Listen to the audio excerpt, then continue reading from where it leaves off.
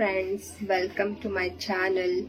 ನಮ್ಮ ಮನೇಲಿ ಪೂಜೆ ಇರೋದ್ರಿಂದ ಪುಳಿಯೋಗರೆ ಮಾಡಬೇಕು ಅಂತ ಹೇಳಿ ಪುಳಿಯೋಗರೆ ಪೌಡರ್ ಮತ್ತೆ ಗೊಜ್ಜು ಹೇಗೆ ಮಾಡ್ತಾರೆ ಅಂತ ನಿಮ್ಮೊಂದಿಗೆ ಶೇರ್ ಮಾಡೋಣ ಅಂತ ಈ ವಿಡಿಯೋ ಮಾಡ್ತಾ ಇದ್ದೀನಿ.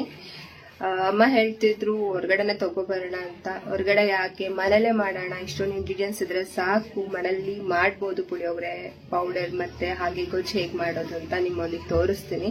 ನಾನು ಸ್ವಲ್ಪ ಜಾಸ್ತಿ ಪೌಡರ್ ಮಾಡ್ತಾ ಇದ್ದೀನಿ, ಯಾಕಂದ್ರೆ ಸ್ವಲ್ಪ ಮಿಕ್ಕಿದ್ರು ಮನೆಗೆ ಯೂಸ್ ಆಗತ್ತೆ. ಸೊ ನಿಮ್ಮೊಂದಿಗೆ ಶೇರ್ ಮಾಡ್ತೀನಿ ಏನೇನೆಲ್ಲ ಹಾಕ್ತಿದ್ದೀನಿ ಅಂತ ಹೇಳಿ. ಆಲ್ಮೋಸ್ಟ್ ನೋಡ್ಬೋದು, ನಿಮ್ಮೊಂದಿಗೂ ಶೇರ್ ಮಾಡ್ತೀನಿ ಏನೇನೆಲ್ಲ ಹಾಕ್ತಾ ಇದ್ದೀನಿ, ಹೇಗ್ ಮಾಡೋದು, ಯಾವ ವಿಧಾನದಲ್ಲಿ ಮಾಡ್ತಾರೆ ಪುಳಿಯೋಗರೆ ಪೌಡರ್. ಅಂಗಡಿಲಿ MTR ಆಗಲಿ ಅಯ್ಯಂಗಾರ್ ಆಗಲಿ ಎಲ್ಲ ಒಂದ್ ಪ್ಯಾಕೆಟ್ ಅಲ್ಲಿ ಬರೀ ಒಂದೊಂದು ಸ್ಪೂನ್ ಇರುತ್ತೆ ಅಷ್ಟೇ. ಅಂಡ್ ಹೊರಗಡೆ ಬೈ ಮಾಡ್ಬೇಕಾದ್ರೂ ಅಷ್ಟೇ ಕಮ್ಮಿನೇ ಇರುತ್ತೆ ಕ್ವಾಂಟಿಟಿ, ಮತ್ತೆ ಟೇಸ್ಟ್ ಕೂಡ ಎಷ್ಟು ಮನೇಲಿ ಮಾಡಿರುವಂತ ಒಂದು ಫ್ಲೇವರ್ ಚೆನ್ನಾಗಿ ಅನ್ಸಲ್ಲ. ಸೊ ಹಾಗಾಗಿ ಮನೇಲೆ ಹೇಗೆ ಫ್ರೆಶ್ ಆಗಿ ಪುಳಿಯೋಗರೆ ಪೌಡರ್ ಮಾಡ್ತಾರೆ ಅಂತ ನಾನು ನಿಮ್ಮ ಮುಂದಕ್ಕೆ ಶೇರ್ ಮಾಡ್ತೀನಿ. ನೋಡಿ, ವಿಡಿಯೋನ ಪೂರ್ತಿ ನೋಡಿ, ಸಬ್ಸ್ಕ್ರೈಬ್ ಮಾಡಿ. ಹಾಗೆ ಪುಳಿಯೋಗರೆಗೆ ಏನೇನು ಸಾಮಾನು ಬೇಕು ಅಂತ ತೋರಿಸ್ತಾ ಇದ್ದೀನಿ.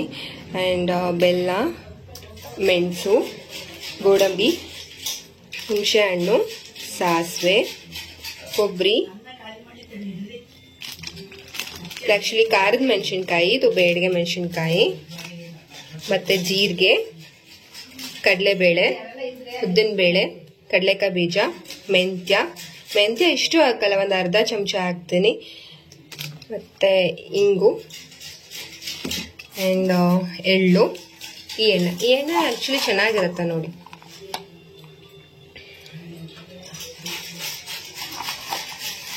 ಮತ್ತೆ ಕರಿಬೇವು. ಸಾಮಾನು ನೋಡ್ಕೊಳ್ಳಿ. ಮೊದಲಾಗಿ ಸ್ವಲ್ಪ ಮೆಂತ್ಯ ಹಾಕೊಂತಾ ಇದೀನಿ.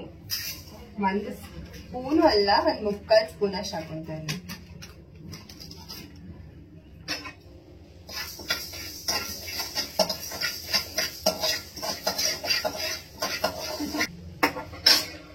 ಹಾಗೆ ನೀರು ಇಟ್ಟಿದ್ದೀನಿ, ಬಿಸಿನೀರು. ಅದ್ರ ಜೊತೆ ಹುಣಸೆ ಬೇಳೆ ಹಾಕ್ತಾ ಇದ್ದೀನಿ. ನಾನು ಹೇಳ್ತೀನಿ ಹೇಗೆ ಹುಣಸೆನೆಲ್ಲ ಬೇಯಿಸ್ಕೊಳ್ಳೋದಕ್ಕೆ ಬೆಲ್ಲ ಹೇಗೆ ಸೇರಿಸ್ಬೇಕು ಅಂತ ಕೊನೆಯಲ್ಲಿ ತೋರಿಸ್ತೀನಿ.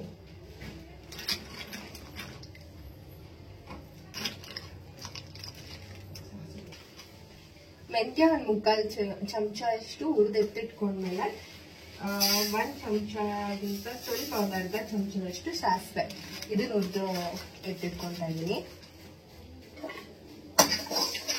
ಲೋ ಫ್ಲೇಮಲ್ಲೇ ಹುರಿಲಿ, ಯಾಕಂದ್ರೆ ತುಂಬಾ ಸೀದೋಗ್ಬಿಡುತ್ತೆ. ಸಣ್ಣ ಸಣ್ಣ ಫ್ಲೇಮಲ್ಲಿ ಹುರಿಲಿ. ನಾನೆಲ್ಲ ಹುರಿದಿರೋದನ್ನೆಲ್ಲ ಒಂದು ದೊಡ್ಡ ಬಾಣಲಿಗೆ ಹಾಕ್ತಾ ಇದ್ದೀನಿ.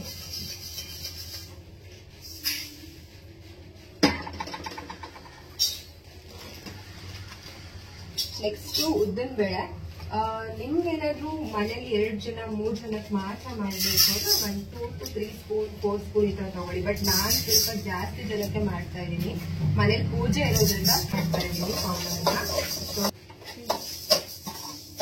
ಸೊ ಈಗ ಮೆಂತ್ಯ ಆಯ್ತು, ಮೆಂತ್ಯ 1/4 ಚಮಚದಷ್ಟು ಹಾಕಿದ್ದೀನಿ. ಸಾಸಿವೆ ಆಯ್ತು. ಈಗ ಉದ್ದಿನಬೇಳೆ. ನಾನು ಹಾಗೆ ಹುಣಸೆಹಣ್ಣ ನೀರಲ್ಲಿ ಬಾಯ್ಲ್ ಮಾಡೋದಕ್ಕೆ ಇಟ್ಟಿದ್ದೀನಿ.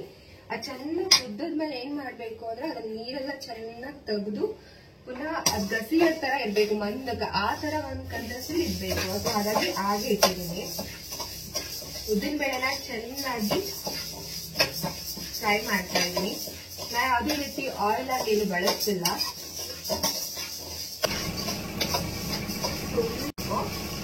ಬಳಸ್ತಿದ್ಯಾ? ಸ್ವಲ್ಪ ಜಾಸ್ತಿ ಪೌಡರ್ ಮಾಡ್ತಿರೋದ್ರಿಂದ ನೋಡಿ ಈ ಮಟ್ಟಿಗೆ.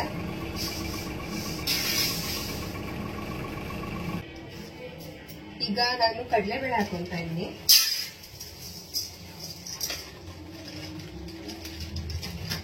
ಒಗ್ಗರಣೆಗೂ ಸ್ವಲ್ಪ ಇಟ್ಕೊಂತಾ ಇದ್ದೀನಿ, ಒಗ್ಗರಣೆಗೆ ಮತ್ತೆ ಹುರಿಯೋದಿಕ್ಕೂ ಸ್ವಲ್ಪ.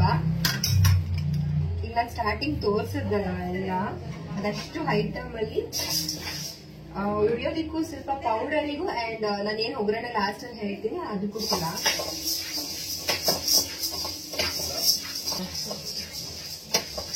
ಮನೇಲೆ ಪುಳಿಯೋಗರೆ, ವಾಂಗಿಬಾತ್ ಮತ್ತೆ ಬಿಸಿಬೇಳೆಬಾತ್ ಪೌಡರ್ ಇದೆಲ್ಲ ಮಾಡಿ ಇಟ್ಕೊಂಡ್ರೆ ಯಾವಾಗ ಬೇಕು ಅವಾಗ ಯೂಸ್ ಮಾಡ್ಬೋದು. ನಾವು ಮನೆಯಲ್ಲೇ ಮಾಡ್ಕೊಂಡು ಇಟ್ಕೊಳ್ಳೋದ್ರಿಂದ ಲೈಕ್ ಫ್ರೆಶ್ ಫೀಲ್ ಸಹ ಇರುತ್ತೆ. ನಾವೇನಾದ್ರೂ ಗೊತ್ತು ಮಾಡ್ಬೇಕಾದ್ರೆ ಇದು ಕೂಡ ಅಷ್ಟೇ ಲೈಟ್ ಬ್ರೌನ್ ತರ ಆಗೋವರೆಗೂ ಕೂಡ ನಾವು ಸಹ ಬ್ರೌನ್ ಆಗಿದೆ. ನಿಮ್ಗೆ ಕಾಣಿಸ್ತಿಲ್ಲ ವೈಟ್ ಸ್ವಲ್ಪ ಕಾಳುಮೆಣಸು ಇದಿಷ್ಟಕ್ಕೆ ನಾನು ಒಂದು 2 ರಿಂದ 3 ಸ್ಪೂನ್ ಕಾಳುಮೆಣಸು ಯೂಸ್ ಮಾಡ್ತೀನಿ. ಇದು ಜಾಸ್ತಿ ಬೇಡ ಅಂತ ಹೇಳಿ ಸ್ವಲ್ಪನೇ ಕಾಳುಮೆಣಸು ಯೂಸ್ ಮಾಡ್ತೀನಿ. ಖಾರಕ್ಕೆ ಎಷ್ಟು ಬೇಕು ಅಷ್ಟೇ. ಬಿಕಾಸ್ ಮೆಣಸಿನಕಾಯಿ ಹಾಕೋದಿರೋಲ್ಲ ಹಾಗಾಗಿ ಕೆಂಪದಾಗಿದೆ ಸ್ವಲ್ಪ. ನೆಕ್ಸ್ಟ್ ಬಂದು ಜೀರಿಗೆ ಸ್ವಲ್ಪ ಜಾಸ್ತಿನೇ ಹಾಕ್ತೀನಿ. ಯಾಕಂದ್ರೆ ಸ್ವಲ್ಪ ಜೀರ್ಣಾಂಶ ಚೆನ್ನಾಗಿರುತ್ತೆ ಅಂಡ್ ಫ್ಲೇವರ್ ಕೂಡ ಚೆನ್ನಾಗಿರುತ್ತೆ. ಸೊ ಹಾಗಾಗಿ ಜೀರಿಗೆ ಸ್ವಲ್ಪ ಜಾಸ್ತಿನೇ ಹಾಕ್ತಾ ಇದ್ದೀನಿ.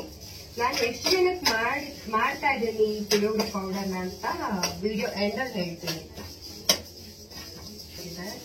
ಇದನ್ನೇನು ತುಂಬಾ ಕಾಳಷ್ಟು ಉರಿಯೋದು ಬೇಡ, ಮೀಡಿಯಂ ಆಗಿ ಹುರ್ಕೊಂಡ್ರೆ ಸಾಕು. ಸ್ವಲ್ಪ ಜೀರಿಗೆ ಕಲರ್ ಚೇಂಜ್ ಆಗತ್ತೆ, ಸೊ ಅಷ್ಟು ಹುರ್ಕೊಂಡ್ರೆ ಸಾಕು.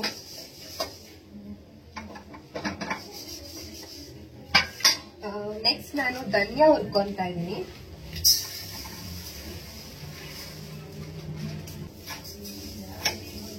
ನೀವು ಉರಿಬೇಕಾದ್ರೆ ಧನಿಯಾ, ಮೆಣಸಿನ್ಕಾಯಿ ಮತ್ತೆ ಜೀರಿಗೆ ಇದೆಲ್ಲ ಸ್ವಲ್ಪ ಲೋ ಫ್ಲೇಮ್ ಅಲ್ಲೇ ಉರಿರಿ. ಯಾಕಂದ್ರೆ ಸ್ವಲ್ಪ ಜೋರಾಗಿ ಏನಾದ್ರೂ ಕೊಟ್ಟು ಕೂಡ ಫುಲ್ ಸೀದೋಗುತ್ತೆ. ಲೋ ಫ್ಲೇಮ್ ಅಲ್ಲಿ ಉರಿದ್ರೆ ಬೆಸ್ಟ್ ಇದ್ರಂತ. ಮತ್ತೆ ಕಡಲೆಬೇಳೆ ಮತ್ತೆ ಕಡಲೆಕಾಯಿ ಈ ತರ ಉರಿಬೇಕಾದ್ರೆ ಸ್ವಲ್ಪ ಲಿಟ್ಲ್ ಬಿಟ್ ಆಯಿಲ್ ಇಟ್ಕೊಂಡು ನಡೆಯುತ್ತೆ. ಬಟ್ ಧನಿಯಾ ಎಲ್ಲ ಉರಿಬೇಕಾದ್ರೆ ಸ್ವಲ್ಪ ಸಣ್ಣ ಊರೆಲ್ಲ ಇಟ್ಕೊಳ್ಳಿ, ಬೇಗ ತಿರುಗುತ್ತೆ. ಮತ್ತೆ ಕೈ ಆಡಿಸ್ತಾನೆ ಇರ್ಬೇಕು. ಎಸ್ಪೆಷಲಿ ನಂಗೆ ವಾಂಗಿಬಾತ್ ಆಗ್ಲಿ ಪುಳಿಯೋಗರೆ ಆಗ್ಲಿ ಮತ್ತೆ ನಂಗೆ ಏನೇ ಆದ್ರೂ ಮನೇಲೆ ಮಾಡಿರುವಂತ ಪೌಡರ್ಸ್ ಅಂದ್ರೆ ತುಂಬಾ ಇಷ್ಟಪಡ್ತೀನಿ. ಯಾಕಂದ್ರೆ ಟೇಸ್ಟ್ ಕೂಡ ಚೆನ್ನಾಗಿರುತ್ತೆ, ಕಲರ್ ಕೂಡ ಚೆನ್ನಾಗಿರುತ್ತೆ. ಹಾಗಾಗಿ ಆದಷ್ಟು ಮನೇಲೆ ಪೌಡರ್ ಮಾಡಿ ನಾನು ಯೂಸ್ ಮಾಡ್ತೀನಿ.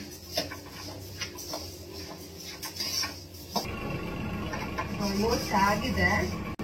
ಈಗ ತುಂಬಾ ಲೋ ಫ್ಲೇಮ್ ಅಲ್ಲಿ ಪ್ಲೇನ್ ಇವಾಗ ಉರಿತಿರೋದು ನಾನು. ಬೇಳೆ ಮೆಣಸಿನ್ಕಾಯಿ, ಸ್ವಲ್ಪ ಖಾರಕ್ಕೆ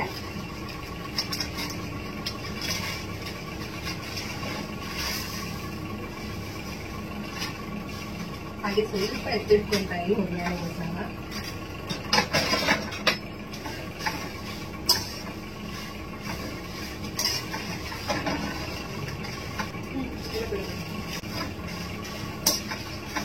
ಮೆಣಸಿನ್ಕಾಯಿ ಉರಿಬೇಕಾದ್ರೆ ಸ್ವಲ್ಪ ಆಯಿಲ್ ಹಾಕೊಳ್ಳಿ, ಅವಾಗ ಘಾಟ್ ಆಗಲ್ಲ. 1 ರಿಂದ 2 ಸ್ಪೂನ್ ಹಾಕೊಂಡ್ರೆ ಸಾಕು. ಬೇಳೆ ಮೆಣಸಿನ್ಕಾಯಿ ಹಾಕೊಳ್ಳೋದ್ರಿಂದ ಸ್ವಲ್ಪ ಕಲರ್ ಚೆನ್ನಾಗಿರುತ್ತೆ. ಹಾಗೆ ಸ್ವಲ್ಪ ಗುಂಡು ಮೆಣಸಿನ್ಕಾಯಿ ಸೇರಿಸ್ಕೊಂಡಿದ್ದೀನಿ, ಸ್ವಲ್ಪ ಖಾರಕ್ಕೂ ಸಹ. ಹಾಗಾಗಿ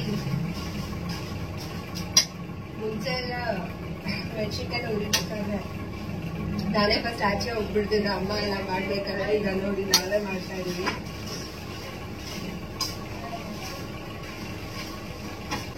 ಆಯಿಲ್ ಸ್ವಲ್ಪ ಹಾಕೊಳ್ಳೋದ್ರಿಂದ ಯಾವುದೇ ರೀತಿ ಘಾಟ್ ಬರಲ್ಲ. ನಾನು 1 kg ಮೆಣಸಿನ್ಕಾಯಿ ಉರಿತಾ ಇದ್ದೀನಿ. ಎಲ್ಲ ಜಾಸ್ತಿನೇ ಹೇಳ್ತಾ ಇದ್ರೆ ನಿಮಗೆ ಕನ್ಫ್ಯೂಷನ್ ಆಗ್ಬೋದು. ಹೇಳ್ತಿದ್ದೆ ಒಂದು 100 ಜನಕ್ಕೆ ಮಾಡ್ತಾ ಇಟ್ಕೊಂಡ್ರೆ ಎತ್ತಿಟ್ಕೊಂಡಾಯ್ತು. ಈಗ ಎಳ್ಳು ಇದನ್ನಿಷ್ಟು ನಾನು ಎಳ್ಳನ್ನ ಇದ್ರೊಳಗಡೆ ಸೇರ್ಸಲ್ಲ, ಸಪ್ರೇಟ್ ಆಗಿ ನಾನು ಮಿಕ್ಸಿ ಜಾರಲ್ಲಿ ಹಾಕ್ತೇನೆ. ನಾನು ಏನು ಉದ್ದಿಟ್ಕೊಂಡಿಲ್ಲ ಅದಷ್ಟು ನಾನು ರಾಗಿ ವಿಶ್ವಲ್ಲಿ ಫಿಲ್ ಮಾಡ್ಕೊಂಡ್ಬರ್ತೇನೆ. ಮನೇಲಿ ಮಾಡಲ್ಲ, ಜಾಸ್ತಿ ಪೌಡರ್ ಇರೋದ್ರಿಂದ. ಎಳ್ಳ ಮಿಕ್ಸಿ ಜಾರಲ್ಲಿ ಸ್ವಲ್ಪ ತರ್ತರಿಯಾಗಿ ನಾವು ಒಗ್ಗರಣೆ ಮಾಡ್ತೀವಲ್ವಾ, ಪುಳಿಯೋಗರೆ ಮಾಡ್ಬೇಕಾದ್ರೆ ಗೊಜ್ಜು ಮಾಡ್ಬೇಕಾದ್ರೆ ಅವಾಗ ಯೂಸ್ ಮಾಡ್ತೀನಿ. ನೆಕ್ಸ್ಟ್ ನಾನು ಕೊಬ್ಬರಿ ಹಾಕೊಂತ ಇದ್ದೀನಿ. ಕೊಬ್ಬರಿನೂ ಅಷ್ಟೇ ಲೋ ಫ್ಲೇಮಲ್ಲೇ ಹುರ್ಕೊಳ್ಳಿ. ಬೇಗ ಏನಾದ್ರೂ ಜೋರ್ ಇದ್ರಲ್ಲಿ ಹುರ್ಕೊಂಡ್ರೆ ಸೀದೋಗ್ಬಿಡತ್ತೆ. ಸೊ ಹಾಗಾಗಿ ಲೋ ಫ್ಲೇಮಲ್ಲೇ ಹುರ್ಕೊಳ್ಳಿ.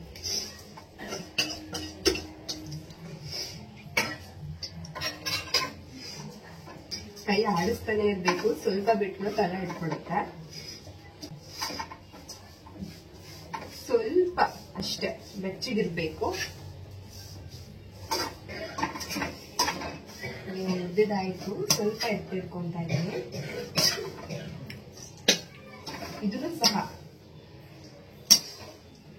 ಎಳ್ಳ ಸಪ್ರೇಟ್ ಆಗಿ ಇಲ್ಲೇ ಮಿಕ್ಸಿ ಜಾರಲ್ಲಿ ಹಾಕೊಂತೀನಲ್ವ, ಹಾಗೆ ಕೊಬ್ಬರಿನೂ ಸಹ ಇಲ್ಲೇ ರುಬ್ಕೊಳ್ತೀನಿ. ಸ್ವಲ್ಪ ಸ್ವಲ್ಪ ತರಿ ತರಿ ಪೌಡರ್ ಆಗ್ಬೇಕು. ಹಾಗಾಗಿ ನೆಕ್ಸ್ಟ್ ಕರಿಬೇವು ಲೋ ಫ್ಲೇಮಲ್ಲೇ ಉರಿಬೇಕು. ಇದು ಕೂಡ ಸ್ವಲ್ಪ ಒಗ್ಗರಣೆಗೂ ಎತ್ತಿಟ್ಕೊಂತಾ ಇದ್ದೀನಿ. ಬೇಗನೆ ಅಂದ್ರೆ ಹೇಗೆ ಅಂದ್ರೆ ಸ್ವಲ್ಪ ಹಾಕಿದ್ರೆ ಫುಲ್ ಕಪ್ಪಗಾಗ್ಬಿಡುತ್ತೆ. ಸೊ ಹಾಗಾಗಿ ಸ್ವಲ್ಪ ಲೋ ಫ್ಲೇಮಲ್ಲಿ ಹುರ್ಕೊಬೇಕು. ಇರೋಗ್ಬಿಡತ್ತ ಮುಗ್ದೋಗ್ಬೇಕು. ವಿಡಿಯೋ ಇಟ್ಕೊಂಡ್ಬಿಟ್ಟ. ಬಾಣ್ಲಿ ಇದೆಯಲ್ವಾ, ಈ ಬಾಣ್ಲಿ ಕುಕ್ಕರ್ ಏನೇ ಮಾಡ್ಬೇಕು 1 hour ಈ ತರ ಬರ ಹಾಕ್ಸ್ಕೊಂತೀವಲ್ವಾ, ಈ ತರ ನಾನು ಬೇಯಿಸಿಟ್ಕೊಂಡಿರೋ ಹುಣಸೆ ಹಣ್ಣ ಚೆನ್ನಾಗಿ ಈ ತರ ಸ್ಮ್ಯಾಶ್ ಮಾಡಿ ಕಿವುಚಿ ಅದರಲ್ಲಿ ಗಸಿ ಎಲ್ಲ ತೆಗಿಬೇಕು.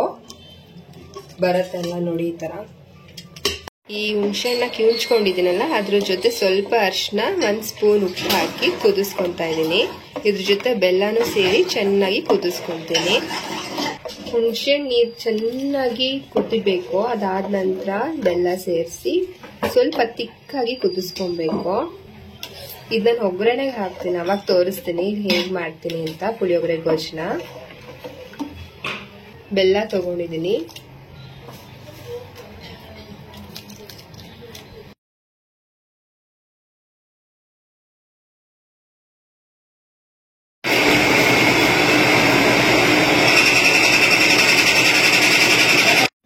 ಸೊ ಪೌಡರ್ ರೆಡಿ ಆಗಿದೆ. ಈಗ ಪುಳಿಯೋಗರೆ ಪೌಡರ್ ಗೊಜ್ಜು ಹೇಗ್ ಮಾಡೋದು ಅಂತ ತೋರಿಸ್ಕೊಡ್ತೀನಿ ನೋಡಿ. ಎಣ್ಣೆ ಕಾಯಕ್ಕೆ ಇಟ್ಟಿದ್ದೀನಿ. ಸಾಸಿವೆ ಮೊದಲಾಗಿ ಸಾಸಿವೆ ಹಾಕೊಳ್ಳಿ. ಸಾಸಿವೆ ಜೊತೆ ಹಾಗೆ ಜೀರಿಗೆನೂ ಸೇರಿಸ್ಕೊಂತಾ ಇದ್ದೀನಿ. ನಾನು ಕಡಲೆಕಾಯಿ ಎಣ್ಣೆ ಯೂಸ್ ಮಾಡ್ತಾ ಇದ್ದೀನಿ. ಹಾಗೆ ಕಡಲೆಬೇಳೆ, ಉದ್ದಿನ ಬೇಳೆ,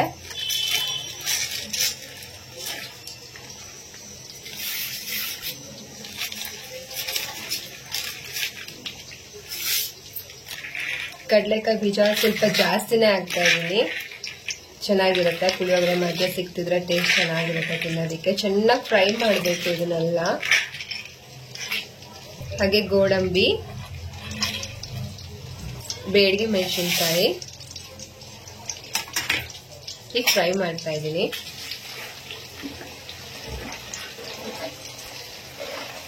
ಸಣ್ಣ ಉರಿಲೇ ಫ್ರೈ ಮಾಡಿ, ತುಂಬಾ ಜೋರು ಉರಿ ಇಟ್ಕೊಂಡ್ಬಿಟ್ರೆ ಸೀದೋಗುತ್ತೆ. ಸಣ್ಣ ಉರಿಲೇ ಫ್ರೈ ಮಾಡಿ.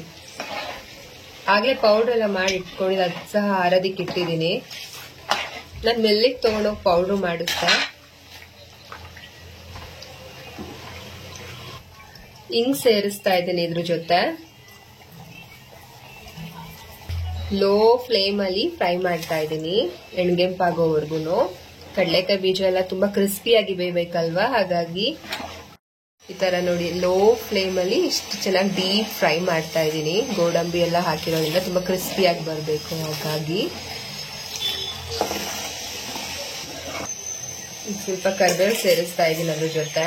ಸ್ಟಾರ್ಟಿಂಗ್ ಹಾಕ್ಬಿಟ್ರೆ ಎಣ್ಣೆ ಆರುತ್ತೆ. ಸೊ ಹಾಗಾಗಿ ಸ್ವಲ್ಪ ಡೀಪ್ ಫ್ರೈ ಆದ್ಮೇಲೆ ಹಾಕ್ತಾ ಇದ್ದೀನಿ ನೋಡಿ. ಹಿಂಗೆ ಆರ್ಬಿಡತ್ತೆ. ಅದಕ್ಕೇನೆ ಕಡಲೆಕಾಯಿ ಬೀಜ ಎಲ್ಲ ಚೆನ್ನಾಗಿ ಹುರಿದಾದ್ಮೇಲೆ ನಾನು ಡೀಪ್ ಫ್ರೈ ಆದ ನಂತರ ಕರಿಬೇವು ಹಾಕ್ತಾ ಇದ್ದೀನಿ.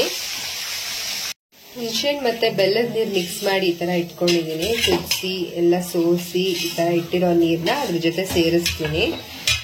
ಸ್ವಲ್ಪ ಎಳ್ಳು ಕೂಡ ಪೌಡರ್ ಮಾಡಿ ಇಟ್ಕೊಂಡಿದ್ದೀನಿ. ಸ್ವಲ್ಪ ದಪ್ಪವಾಗಿ ಪೌಡರ್ ಮಾಡಿ ಇಟ್ಕೊಂಡಿದ್ದೀನಿ. ನೀರನ್ನ ಸೇರಿಸ್ತಾ ಇದ್ದೀನಿ. ಹುಣಸೆಹಣ್ಣು ಮತ್ತೆ ಬೆಲ್ಲದ ನೀರನ್ನ ಅದ್ರೊಳಗೆ ಮಿಕ್ಸ್ ಮಾಡಿ ಚೆನ್ನಾಗಿ ತಿರುಗಿಸ್ಬೇಕು. ಈ ತರ ಗಟ್ಟಿ ಅದಕ್ಕೆ ಬರಬೇಕು. ಅಲ್ಲಿವರೆಗೂ ಚೆನ್ನಾಗಿ ಈ ತರ ಸ್ಲೋ ಫ್ಲೇಮಲ್ಲೇ ಮಾಡಿ. ಈಗ ಪೌಡರ್ನ ಮಿಕ್ಸ್ ಮಾಡಬೇಕು. ಸ್ವಲ್ಪ ಸ್ವಲ್ಪನೇ ಒಬ್ರು ತಿರುಗಿಸ್ತಾ ಇರಬೇಕು, ಇನ್ನೊಬ್ರು ಹಾಕಬೇಕು. ಆ ಟೈಮಲ್ಲಿ ಗಂಟು ಕಟ್ಕೊಳ್ಳಲ್ಲ. ಉಪ್ಪು ಹಾಕ್ತಾ ಇದ್ದೀನಿ. ಈಗ ಸ್ವಲ್ಪ ಮಾಡ್ಕೊಂತಾ ಇದೀವಿ ಅಂದ್ರೆ ಒಬ್ಬರೇ ಹಾಕೊಬಹುದು. ನಾವು ಜಾಸ್ತಿ ಮಾಡ್ತಿರೋದ್ರಿಂದ ಒಬ್ರು ಹಾಕ್ಬೇಕು, ಒಬ್ರು ತಿರುಗಿಸ್ಬೇಕಿಲ್ಲ ಅಂದ್ರೆ ಗಂಟಾಗತ್ತೆ. ನಾನು ಆಗ್ಲೇ ಹೇಳ್ತಿದ್ದೆ ಅಲ್ವಾ, ಏನಕ್ಕೆ ನಾನು ಇಷ್ಟು ಹೇಳ್ತೀನಿ ಕೊನೆಯಲ್ಲಿ ಏನಕ್ಕೆ ಇಷ್ಟೇನು ಮಾಡ್ತಾ ಇದ್ದೀನಿ ಪೌಡರ್ ಅಂತ ಹೇಳಿ. ನಮ್ಮ ಮನೇಲಿ ಫಂಕ್ಷನ್ ಇರೋದ್ರಿಂದ ದೇವ್ರ ಪ್ರೋಗ್ರಾಮ್ ಇದೆ, ಹಾಗಾಗಿ ಜಾಸ್ತಿ ಜನಕ್ಕೆ ಮಾಡ್ತಿರೋದು, 100 ಜನಕ್ಕೆ ಈ ಪೌಡರ್ನ ಮಾಡ್ಕೊತಾ ಇದ್ದೀನಿ. ಸ್ವಲ್ಪ ಕೊಬ್ಬರಿ ಸೇರಿಸ್ತಾ ಇದ್ದೀನಿ. ಹಾಗೆ ಎಳ್ಳು ಪೌಡರ್ ಸಹ, ಎಳ್ಳು ಪೌಡರ್ನ ಕೊನೆಯಲ್ಲಿ ಸೇರಿಸ್ತಾ ಇದ್ದೀನಿ. ಸ್ಮೆಲ್ ನಿಜಕ್ಕೂ ತುಂಬಾ ಚೆನ್ನಾಗಿ ಘಮ ಘಮ ಅಂತಿದೆ. ಮಿಕ್ಸ್ ಮಾಡ್ತಾ ಇದ್ದೀನಿ ನೋಡಿ.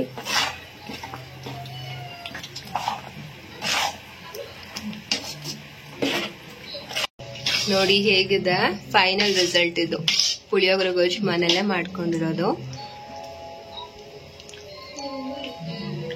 ಈಗ ಕೊತ್ತಂಬರಿ ಸೊಪ್ಪನ್ನ ಸೇರಿಸ್ಕೊಬಹುದು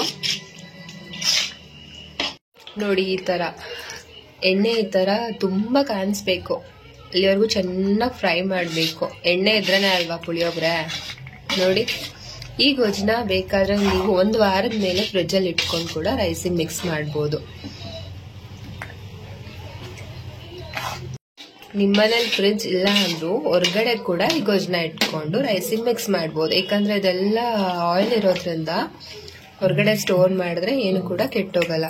ಎಷ್ಟು ಕುದಿಸ್ತೀರಾ ಅಷ್ಟು ಟೇಸ್ಟ್ ಆಗತ್ತೆ, ಮತ್ತೆ ಎಣ್ಣೆ ಸಹ ಬಿಟ್ಕೊಳ್ಳುತ್ತೆ, ಇನ್ನೂ ಟೇಸ್ಟಿ ಆಗಿರುತ್ತೆ. ಪುಳಿಯೋಗರೆ ಪೌಡರ್ ಮತ್ತೆ ಗೊಜ್ಜು ಹೇಗ್ ಮಾಡ್ತಾರೆ ಅಂತ, ನಮ್ಮನೇಲಿ ಫಂಕ್ಷನ್ ಇರೋದ್ರಿಂದ ನಾನು ಮನೇಲೆ ಪೌಡರ್ ಮಾಡಿದೀನಿ. 100 ಜನಕ್ಕೆ ಮಾಡಿದ್ದು. ಸೊ ಹೊರಗಡೆ ತಗೊಳಕ್ ಬೇಡ ಅಂತ ಹೇಳಿ ನಮ್ಮಮ್ಮ ನಾನೇ ಮಾಡ್ಕೊಡ್ತೀನಿ ಅಂತ ಹೇಳಿ ಮಾಡಿದ್ದು. ಈ ವಿಡಿಯೋ ಇಷ್ಟ ಆಗುತ್ತೆ ಅಂತ ಅನ್ಕೊಂತೀನಿ. ಲೈಕ್, ಶೇರ್ ಅಂಡ್ ಸಬ್ಸ್ಕ್ರೈಬ್ ಮಾಡಿ. ಜೈ ಶ್ರೀರಾಮ್. ನೆಕ್ಸ್ಟ್ ವಿಡಿಯೋದಲ್ಲಿ ಸಿಗ್ತೀನಿ ಅಂತ ಹೇಳ್ತಾ ಟೇಕ್ ಕೇರ್.